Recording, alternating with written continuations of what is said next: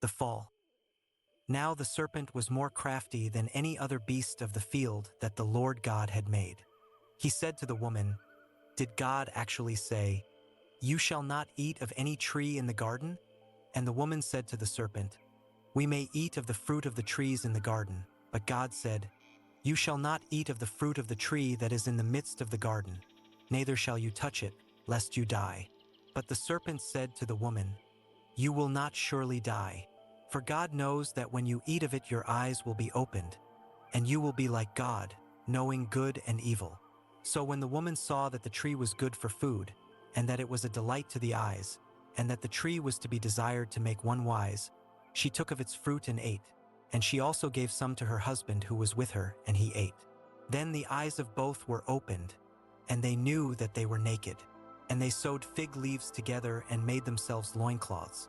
And they heard the sound of the Lord God walking in the garden in the cool of the day. And the man and his wife hid themselves from the presence of the Lord God among the trees of the garden. But the Lord God called to the man and said to him, "Where are you?" And he said, "I heard the sound of you in the garden, and I was afraid, because I was naked, and I hid myself." He said, "Who told you that you were naked?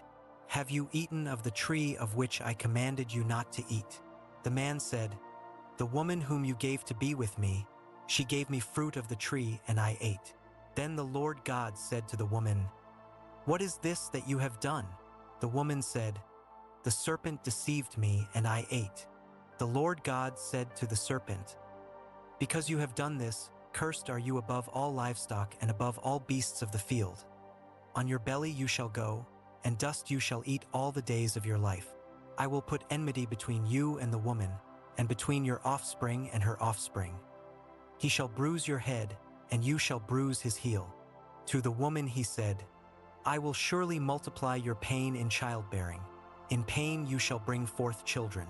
Your desire shall be for your husband, and he shall rule over you." And to Adam he said, "Because you have listened to the voice of your wife and have eaten of the tree of which I commanded you, you shall not eat of it. Cursed is the ground because of you. In pain you shall eat of it all the days of your life. Thorns and thistles it shall bring forth for you, and you shall eat the plants of the field. By the sweat of your face you shall eat bread, till you return to the ground, for out of it you were taken. For you are dust, and to dust you shall return." The man called his wife's name Eve, because she was the mother of all living. And the Lord God made for Adam and for his wife garments of skins and clothed them. Then the Lord God said, "Behold, the man has become like one of us in knowing good and evil. Now, lest he reach out his hand and take also of the tree of life and eat, and live forever." Therefore the Lord God sent him out from the Garden of Eden to work the ground from which he was taken.